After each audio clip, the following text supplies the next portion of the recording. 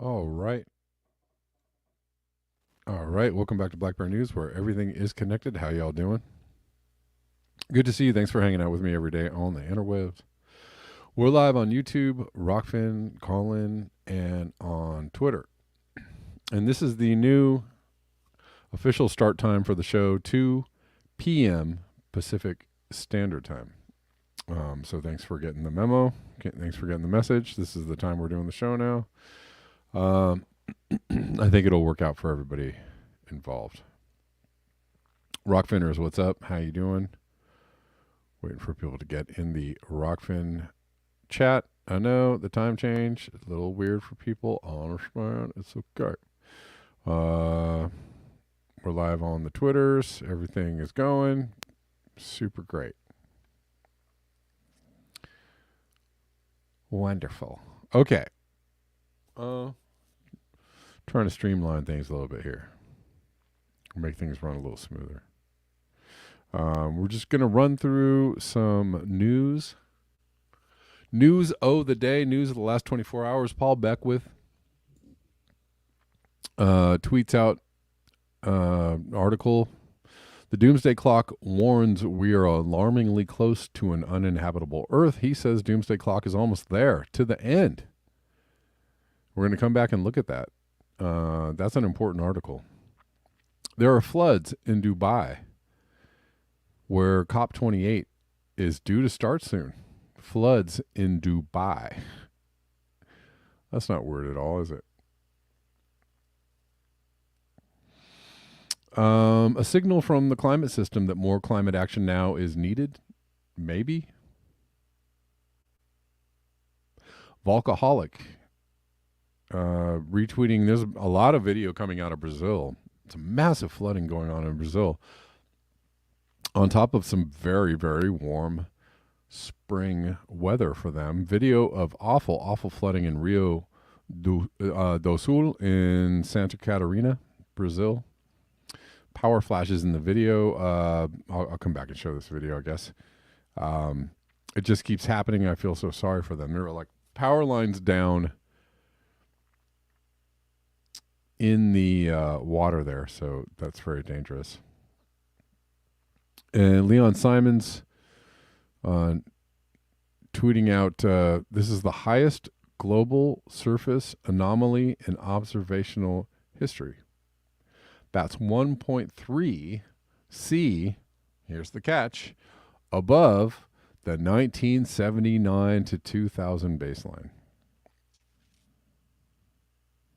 That's only going back, if my math is correct, about 40 or so years. So on a 40-year baseline, 1.3. What do you think we are if we go all the way back? If we go back to 1950, or if we go back to 1880s or 1850, or some people go all the way back to 1750. Then what's the temperature? Anybody? Switching gears. Jimmy Dore says this is not going to end, or the Gaza situation is not going to end the way Israel thought it would. Americans just need to shut down their government and put actual fear into their politicians, and it's over. And he's correct. And not just about Gaza, but about almost anything that you can think of. That's the thing that's going to change it up. Right? That's the thing that's going to move the needle. That's the thing that's going to turn the Titanic around, or whatever it might be. Whatever issue it is that you are concerned about. And, if you're breathing, it should be, there's a lot of issues you should be concerned about.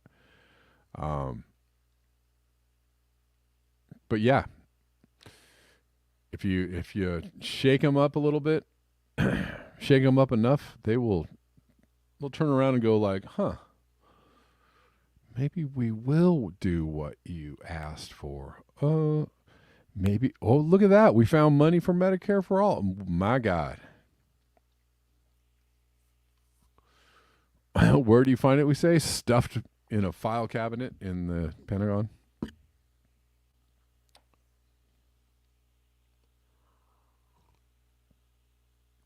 They were saving it for a rainy day.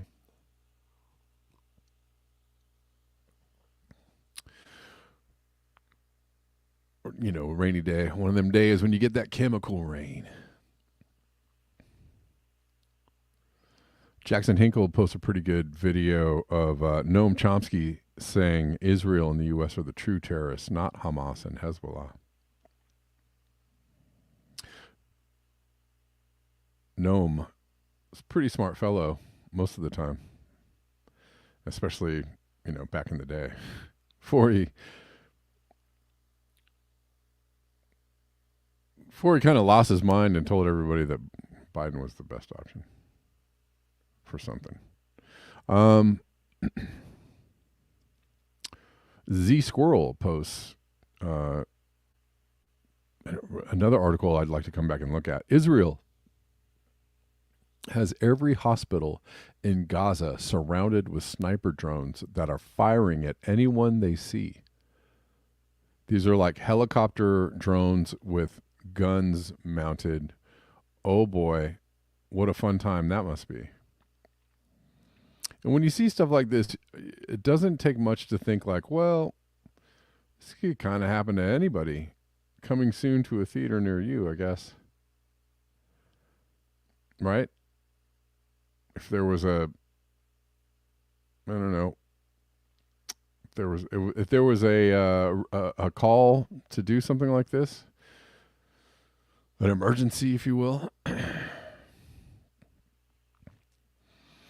Anyways, this is the stuff from dystopian novels and movies that Western audiences love so much, except it's real, and their governments are funding it, and media is justifying it.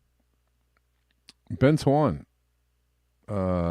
talking about a place in China called Zhonggang City, one of the world's largest construction sites. The CCP is building it to be a 15-minute city. The plan is to relocate 4 million people from Beijing to Zhonggang under a mixed system of both voluntary and coercive measures.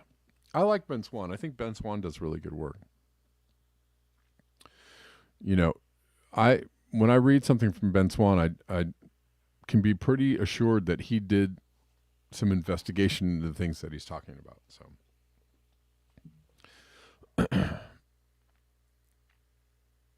Anyways, going on talking about this, every lamppost in the city will be equipped with facial recognition cameras. Every entrance and exit will have checkpoints placed on them. This is already true in a lot of places in China, by the way. This isn't like a future scenario. This is a already happening scenario. And there's a couple of good accounts on Twitter that are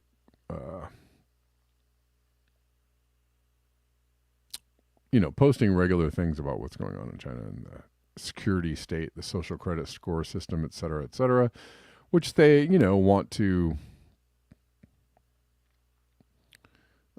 export to the rest of the world, I guess, or the rest of the world wants to import it.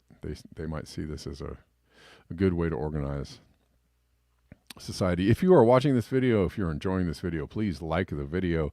Please retweet or repost or whatever the video. If you're digging it, if you're enjoying it, if you're appreciating it, you know the deal. Oh man, Basil, I was just talking to somebody about that. What is the phenomenon where formerly oppressed humans become the oppressors. I think that's deeply ingrained in human nature.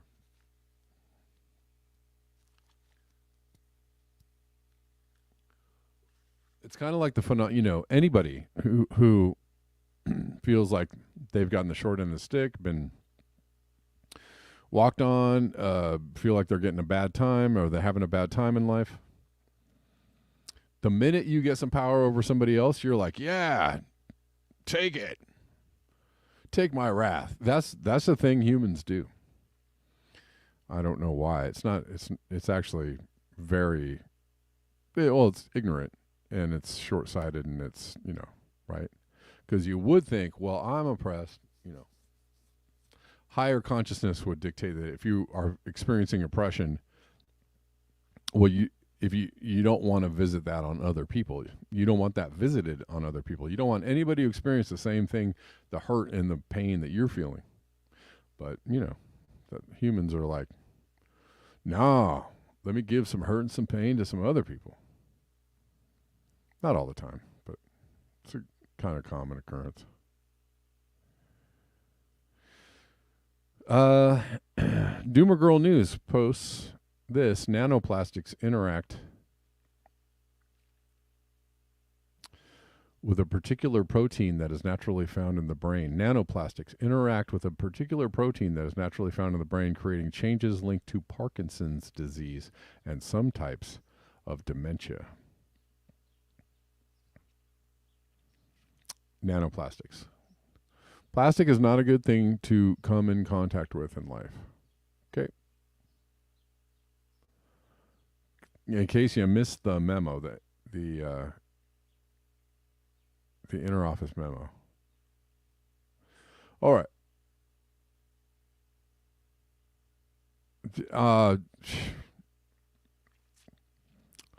Jake Shields posts, Israel lied about the 40 beheaded babies, but they actually cut electricity to a hospital, slowly suffocating Palestinian babies to death.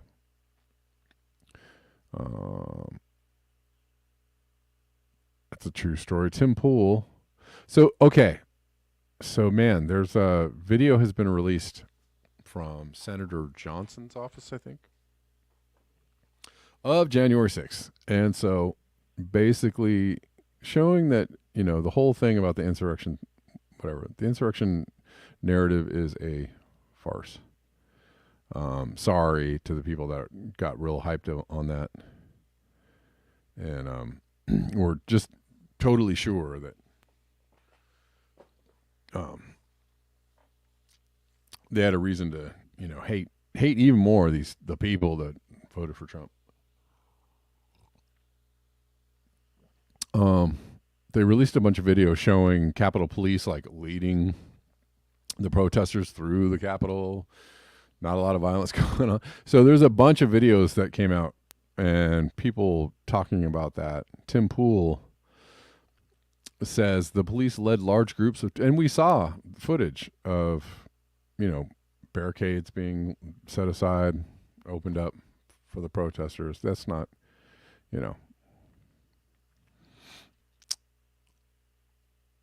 calmly talking to, hey guys, you got to get out of here. Okay. Yeah, it's not it. It's not an insurrection. It's not even a riot. It's not even a proper riot. It might have been a riot outside. Police led large groups of tourists into the building, cleared the way, opened doors, and gave directions. These people were tricked by the USCP, and now the Democrats are using their big lie to try to remove Trump. Which is true. That's what they're trying to do. Jimmy Dore says the horror of January 6th is that you are lied to by the establishment in order to rig the 2024 election and criminalize their political opponents, which is what they said Trump would do. Black is white, up is down, and your government is your enemy. Michael Tracy on the same subject. January 6th defendants have long argued that the initial entrants were peaceably escorted into the building by Capitol Police and therefore had no reasonable expectation that their conduct was unlawful. This video, suppressed for almost 3 years, confirms it. And lastly, DC Drano. I'm going to show some of these videos. DC Drano says, does anyone else get the feeling? He's talking about a guy that was led into another area by police, uncuffed,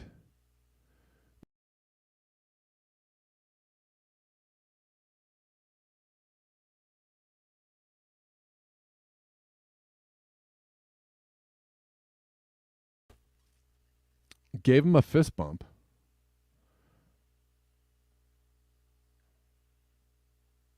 So that's not what happens, right? When people are, oh, really, an insurrection is going on, real fighting is going on, etc., like stuff like that. Anyways, does anyone get the feeling the guy getting uncuffed was an undercover Fed or cop, probably there to instigate violence, got arrested for being too rowdy, told the cop he was an undercover, and the cop cut him loose where he thought nobody could see, except there was some cameras there. Going back to the climate, Steve Austin says the prediction of a 12 to 20 meter rise in sea levels was modeled based on the already far-fetched hope that the world can cap warming at 2 degrees. Wow. It's so much farther along than anyone else realizes. That is, yeah, that's something. Leon Simons, if people only stood how much heat this rapid ocean surface warming represents, we have to prepare for a lot more extreme weather in the northern hemisphere mid-latitudes where many of us live. All right, I've already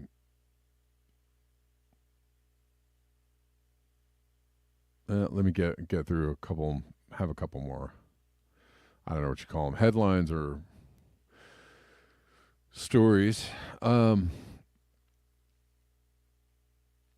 Trita Parsi breaking: Israeli police investigation reveals that Israeli military helicopters may have been responsible for killing Israelis at the music rave. Also, Israeli intelligence assesses that Hamas did not know in advance about the Nova Festival.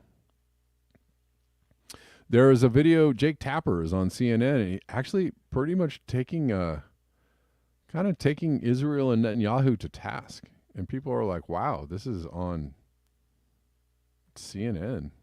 I might play a little bit of that. CNN is turning on Netanyahu and Israel, Jackson Hinkle says. Jimmy Dore, lastly, posting a video. I'm not even going to say what Jimmy Dore said because it's probably not. YouTube probably won't like it. But he's retweeting this testimony from Ernest Ramirez, whose 16-year-old son died 5 days after receiving the Pfizer COVID vaccine. FEMA then contacted Mr. Ramirez and offered to pay for his son's burial so long as he would report that he died from COVID and not the vaccine. Whoa. Why would FEMA do that? Seems kind of weird. All right. So that's kind of a roundup of what was going on. Let's see. I'm going to go all the way back to the top. I'm going to get this a little more streamlined for you guys. I know I'm kind of revamping the show a little bit. I think there are some other things I could do to make this a little more cohesive. This is a way for me to be able to kind of give you an overview of some important stories of the day. And what the heck? And we can, kind of look a little more closely at some of these too. What the heck is going on here? Sorry. It's weird. Experiencing weirdness. All right.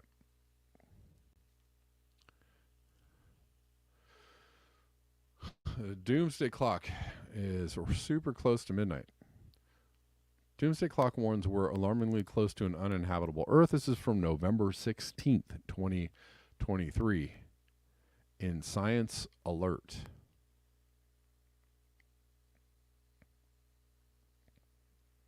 The doomsday clock, with its hands hovering close to midnight, doomsday, is a symbolic device that is designed to warn the world how close it is to catastrophe.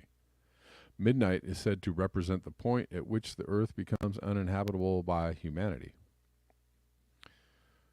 The clock dates back to the early days of the Cold War. It was set up as an integral feature of a journal called the Bulletin of Atomic Scientists. This was established in 1947 by those Manhattan Project scientists and engineers who were closely linked to the development of the atomic bomb. They were concerned about the destroyers of the world they had created. Articles in the bulletin, but anything for a job, right? Well, they were paying me, so I'd just be upset about it later, I guess.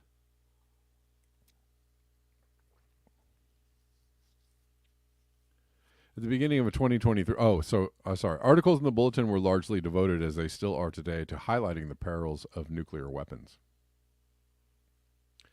At the beginning of 2023, the hands of the doomsday clock were set at a mere 90 seconds to the hour, the closest it has ever been to midnight. 90 seconds. There is no one overall reason for this move, of course.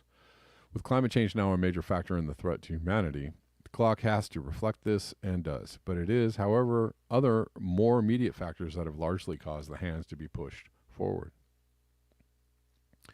The most significant influence has been the war in Ukraine, and particularly the Russian threat of escalating to de-escalate. Okay. This notion has been widely discussed in Russia, including those with close ties to President Vladimir Putin. The idea here is that if Russian forces were about to suffer a major defeat in Ukraine, they would use tactical low-yield nuclear weapons on the battlefield, that is, to escalate the war. This would then create serious pause among those Western powers who were supporting Kiev. They would, the logic runs, be persuaded into withdrawing that support because they would not want to risk a wider war with Russia that might include the use of strategic nuclear weapons. Moscow would then win the war against a Ukraine now lacking Western help. The war would be over, hence the de-escalation. However, what might happen on the actual battlefields in Ukraine, rising background tensions between Washington and Moscow have also contributed to the current position of the clock's hands. The bilateral treaties that once held in check developments in the field of nuclear weapons have now largely gone. The U.S. itself withdrew from the Anti-Ballistic Missile Treaty in 2001, and the Intermediate Range Nuclear Forces Treaty in 2019. And while the end of these agreements would have played their part in the setting of the clock's hands at 90 seconds at the start of 2023, there have been yet further concerning moves actually during 2023. I wonder what it is. In February 2023, Russia withdrew from the New START Treaty. And early in November, it was announced that it would also withdraw from the Comprehensive Nuclear Test Ban Treaty.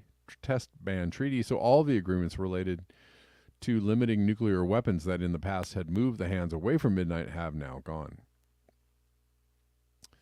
The clock's hands since 1947 have been set at the beginning of every year by the bulletin. Originally, the clock was concerned with the threat of an actual nuclear war between the Cold War superpowers, the U.S. and the Soviet Union. Recently, however, the clock has come to include and reflect the global threat from climate change, which was first included as a factor by the bulletin in 2007. At various points over the years, the clock has been adjusted to react to world events. In 1947, its original setting was at 7 minutes to midnight. It moved up to just 2 minutes in 1953 when both the U.S. and the Soviet Union tested their new and more destructive hydrogen bombs. The clock, though, never moved as close again to midnight throughout the rest of the Cold War. Whenever the hands were moved forward, they tended to be brought back again later to reflect any warming of relations between Washington and Moscow, such as with the détente of the early 1970s or following the signing of various arms limitation agreements. These agreements would include the likes of the Partial Nuclear Test Ban Treaty, 1963, the Strategic Arms Limitation Talks, or SALT, of the 1960s and 70s, the ABM Treaty of 1972, the INF Agreement of 1987, the Strategic Arms Reduction Treaty, START 1 of 1991, and the follow-on New START of 2010. Indeed, in 1991 and in the halcyon days and tension reduction terms of the immediate post-Cold War period, the doomsday clock's hands were moved further away from the midnight hour than at any point since 1947. They stood at a comforting 17 minutes. In 2023, the world, it seems, and if the doomsday clock is to be treated with credence, is not in a good place, but this clock is, though, a warning device, albeit symbolic. As such, it can hopefully serve to concentrate minds and to bring to bear wise counsels who can act to avert the catastrophe, whether nuclear or climate induced, that the clock's founders had designed it to prevent. Yeah, you know, they're doing a lot. They're doing a little bit of. Well, Putin is really a dangerous guy. Okay. Kind of stuff in there that's not really helpful and not actually a very clear summation of the predicament, right? Or the issue. History did not start when Putin invaded Ukraine. So that whole situation did not start on that day. It started long before that, and it had a lot to do with what we are doing in the region. And so you might have to say something like, it takes two to tango, or both the U.S. and the Soviet Union, or it's not the Soviet Union anymore, and Russia, the U.S. and Russia are doing a lot of posturing at each other, right? Aggressive posturing.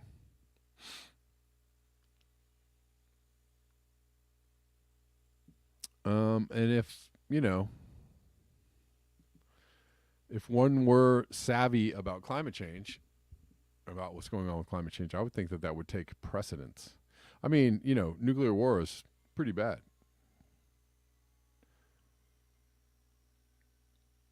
But we're on the verge of, I don't know, experiencing all the joyous things that climate change is about to bring us. Like here, floods in Dubai. Major flood on the streets due to heavy rains in Dubai, UAE. Jeez. Hold on.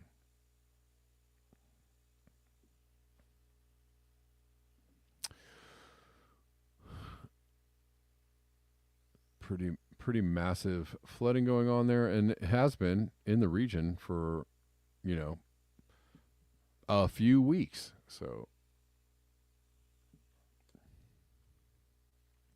extreme weather seems to be rearing its head everywhere. This is Rio do Sul in Santa Catarina.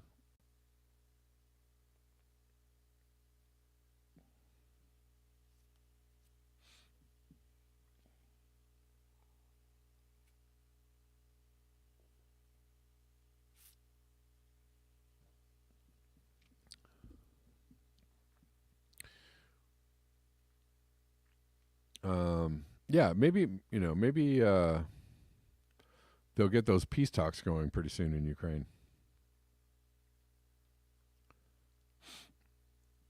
And then we can move the clock away from midnight a little bit, right? Let's see. That's not it. Let's see this. Maybe this one. Yeah. Let's try this one. Yeah.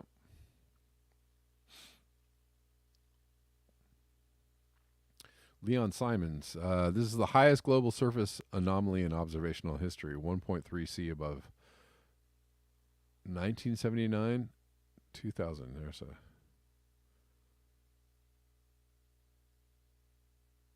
There's a graph for you.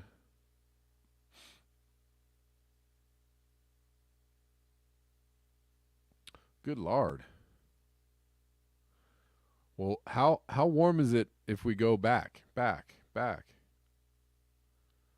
to say 1850? Did we just see a graph yesterday? I think it was 1.9. That's a pretty big difference. Well, we'll still miss the 1.5 C guardrail if we just bring the baseline up to 20 years ago, then we'll be fine, right? We'll have a lot of time to miss that 1.5 C guardrail if we use like a, 1999, 2000 baseline. How about that? That'll work. Yeah. That's a ticket. Yeah.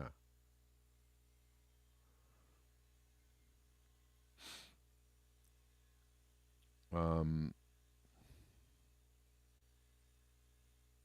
let's see. Let's look at this from Z Squirrel.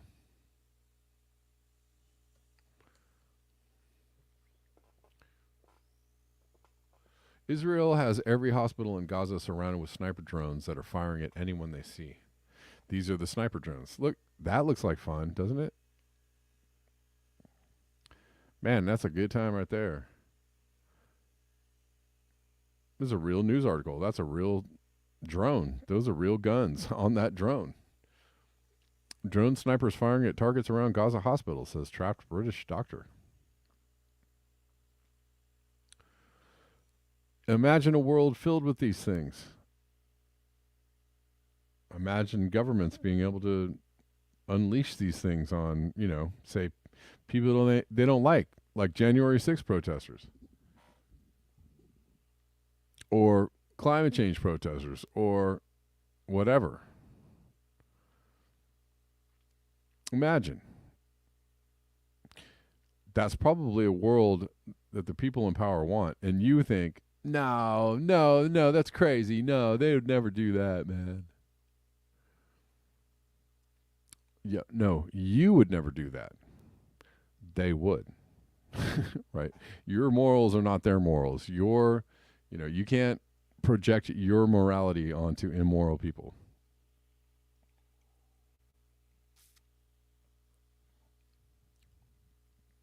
You can't project somewhat normal morality onto psychopaths, power hungry, money hungry psychopaths. You can't do that. You shouldn't do that.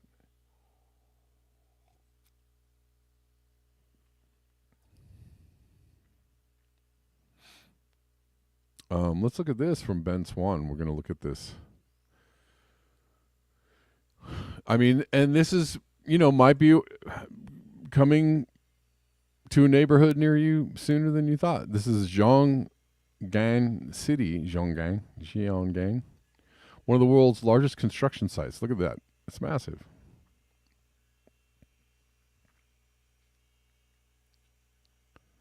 That's a lot of construction. Jeez.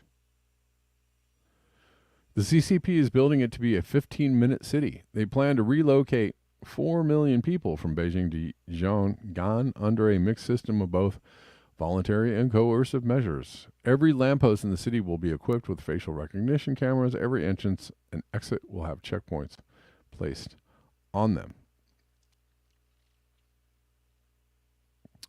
That's massive. Again, Ben Swan is not one to, I followed Ben Swan's work for a long time, and he does thorough work, right? He doesn't post things that aren't, real or that have not been investigated. So,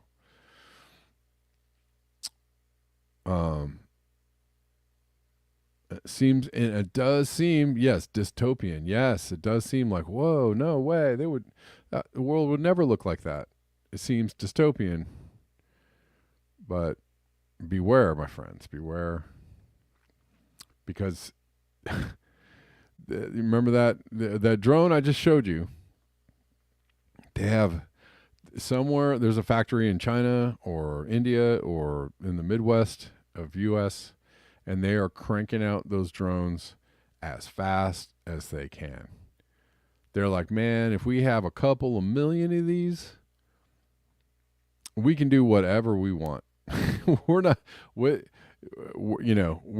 The facade of democracy or civility will be clean off this mo. Right? We just need a reason to roll these out. Same with the dogs, the little cute little electronic puppy dogs. Somewhere they're making millions of those robot dogs with the guns on their backs, and they just need a reason. When they get a couple of million of those bad boys going, they'll be like, yeah, okay, now we got enough robot dogs to really start doing some damage. It's just like flicking a switch, boop, and they,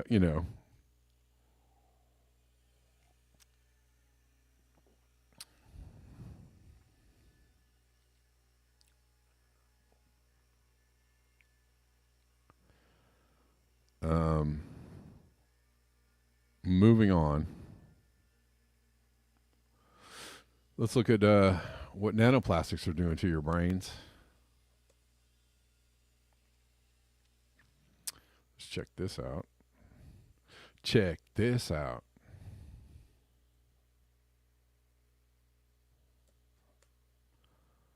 Nanoplastics promote conditions for Parkinson's disease across various lab models, study shows.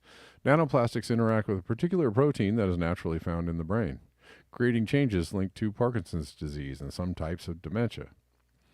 In a Duke-led study appearing November 17th in Science Advances, the researchers report that the findings create a foundation for a new area of investigation, fueled by the timely impact of environmental factors on human biology. Parkinson's disease has been called the fastest growing neurological disorder in the world, said principal investigator Andrew West, PhD, professor in the Department of Pharmacology and Cancer Biology at Duke University School of Medicine. Numerous lines of data suggest environmental factors might play a prominent role in Parkinson's disease, but such factors have, for the most part, not been identified.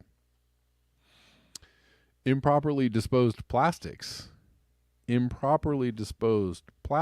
been shown to break into very small pieces and accumulate in water and food supplies.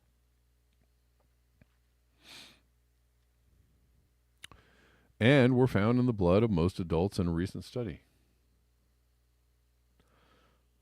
Our study suggests that the emergence of micro and nanoplastics in the environment might represent a new toxin challenge with respect to Parkinson's disease risk and progression.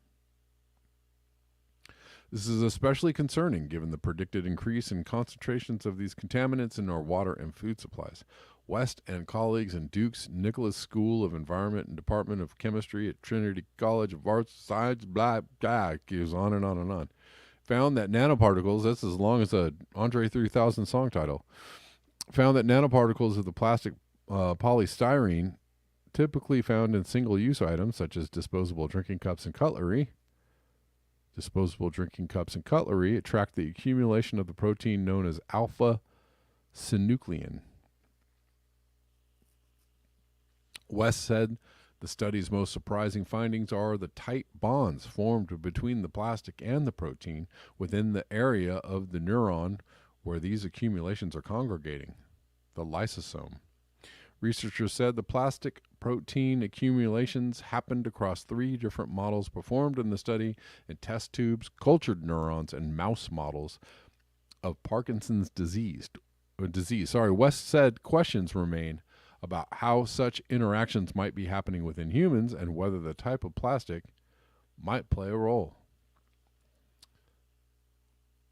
While microplastic and nanoplastic contaminants are being closely evaluated for their potential impact in cancer and autoimmune diseases, the striking nature of the interactions we could observe in our models suggests a need for evaluating increasing nanoplastic contaminants on Parkinson's disease and dementia risk and progression, West said.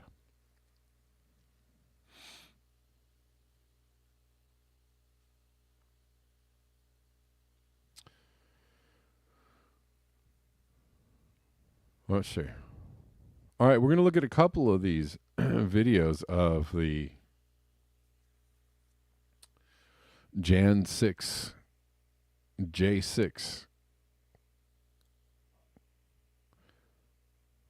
happenings, just to get an idea of what's going on there.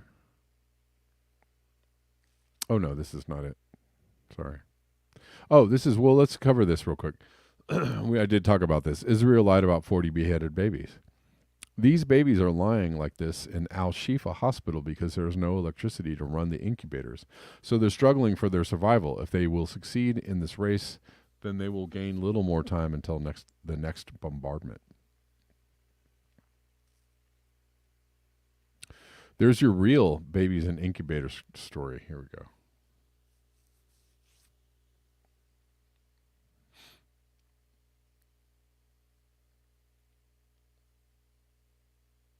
The electricity has been cut to this hospital.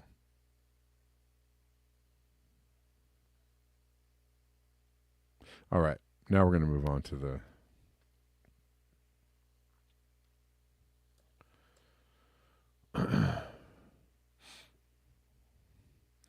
people that have been played like pawns.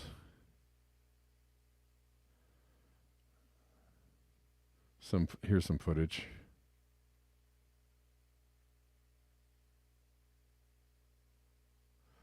Yep, looks pretty violent. Yep, super violent and vandalism and destruction. Yep, yep. The cops seem to have led the way and opened the doors. Come on in, guys. We'll be arresting you later.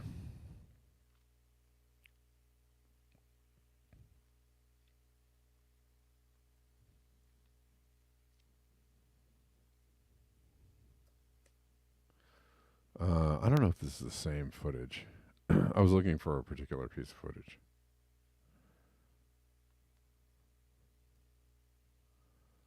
This is the same footage, I think. I mean, it's just people like walking through the halls, and the police are like, do. Yeah, the same one, do. Here's the one I was looking for. This is very interesting. This is a quote unquote protester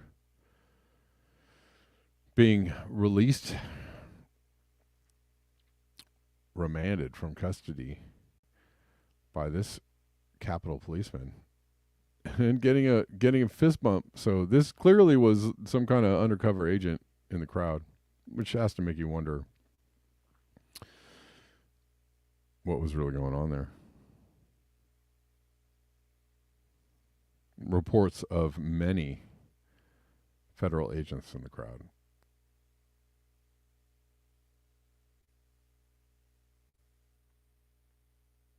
All right. So yeah, there's lots of this footage making the rounds right now. All right, jumping over to this, Steve Austin, the prediction of 12 to 20 meter rise in sea levels was modeled based on an already far-fetched hope that the world can cap warming at 2 degrees. So let's look at this for a moment before we wrap it up.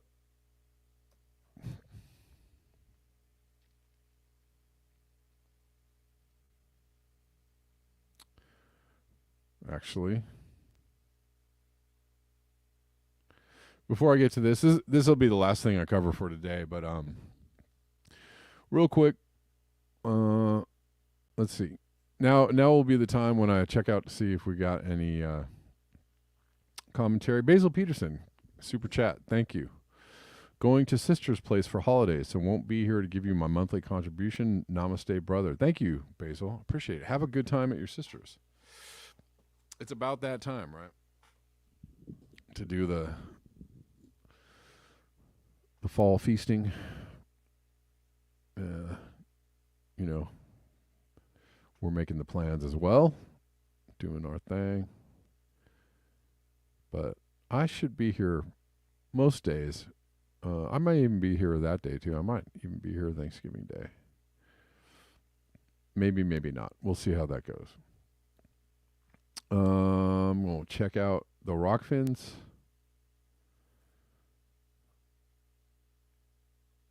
None there yet. I'm going to check out the Calfies. Calfee. Used to have a friend that used to say Carfee. I got to get in here and give me a cup of coffee. No coffees. Okay, so yeah, the best way is to support the show. If you enjoy the show being here every single day, you can super chat me, super ray me, buy me a coffee. You can, here's where you can buy me a coffee.com/Blackbear News. You can Cash App. Direct donates links are very, very helpful for me. Because it goes directly to me without a lot of the middleman cut. Cash App, Red Llama Music, Venmo at Kevin Sandblom, PayPal.me/Kevin Sandblom, Zelle. You can Zelle me at Kevin Sandblom at ProtonMail.com. And I appreciate everybody that supports the show. Y'all is great.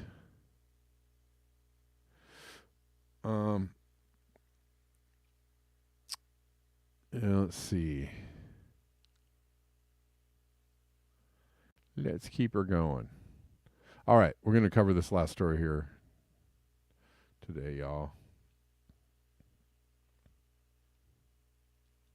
Earth facing dire sea level climate. Oh, gosh. Let me see.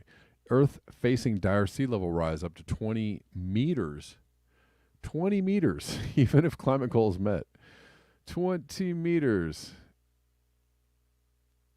Capping global temperature rise at 2 degrees Celsius over baseline is no longer seen as enough to avoid catastrophic rise in sea levels that would decimate the Earth's coastlines and displace hundreds of millions of people, climate scientists warn. A report released Thursday by the International Cryosphere Climate Initiative, compiled by more than 60 scientists and policy experts, is sounding the alarm on a new modeling data that indicates that the 2015 Paris Agreement is woefully out of date. Didn't I just read? I think there's kind of various versions of the same article going around. Or the same study, the same conclusions. I don't know. It's all, it start after doing this for like years and years.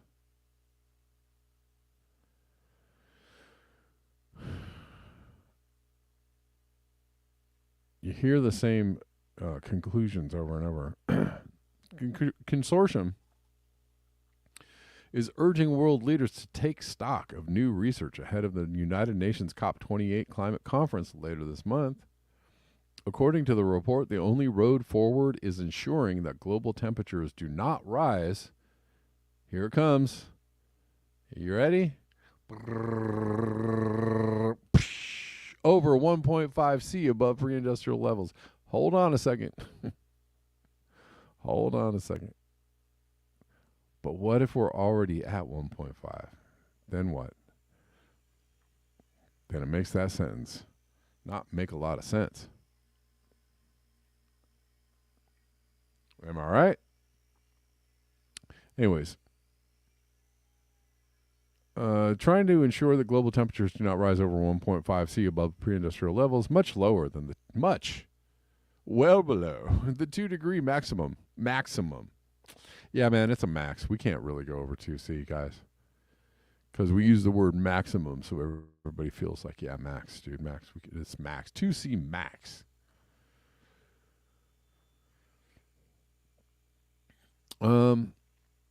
Set at the Paris Climate Accords. We have time, but not much time, reads the report's preface, written by the President of Chile and Prime Minister of Iceland. We cannot negotiate with the melting point of ice. True. If global average temperatures rise by 2 degrees, the Earth faces a sea level rise of more than 12 meters, or 40 feet. That's at 2 C. 2 C, y'all. 2 C. 40 feet. And that's the conservative estimate. The report states sea levels could rise up to 20 meters or 65 feet.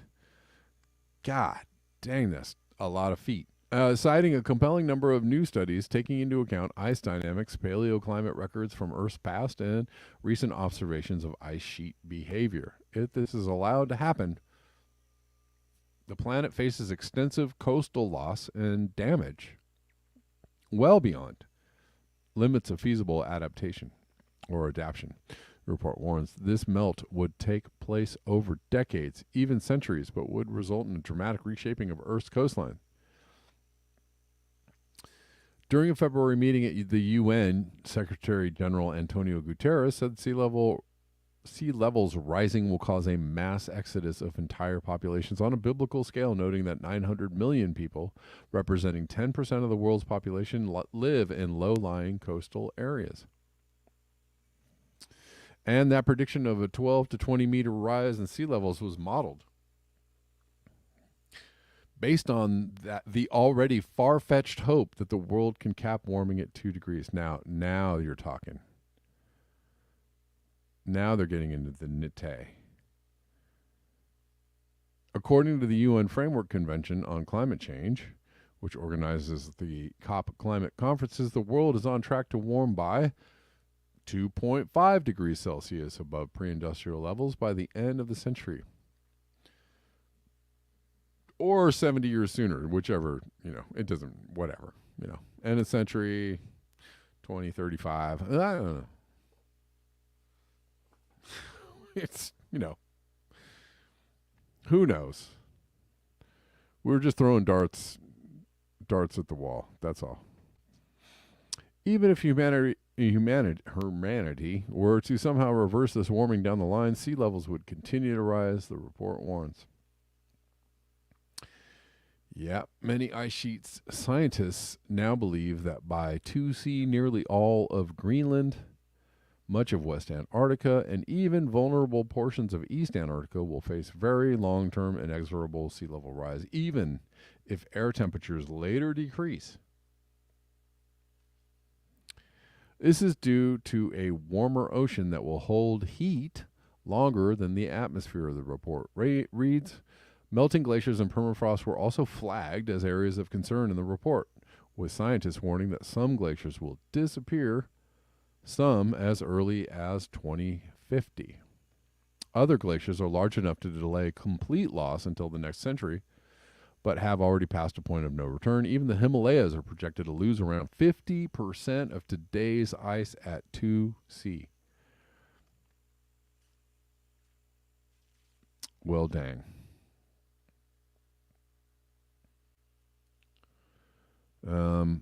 And as permafrost around the world also melts, it releases carbon dioxide and other greenhouse gases trapped within that further exacerbate global warming. At 2C warming, these emissions are irreversibly set in motion and will not slow for 1 to 2 centuries, the report reads, adding that even 1.5C warming could even be too high to prevent extensive permafrost thaw. In order to keep emissions from the melting permafrost in check, future generations will have to offset them with carbon capture. Your friend and mine. That's how we're doing it.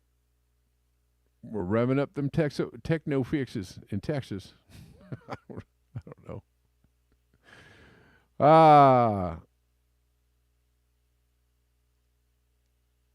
Well, that doesn't sound very good now, does it? That is really depressing.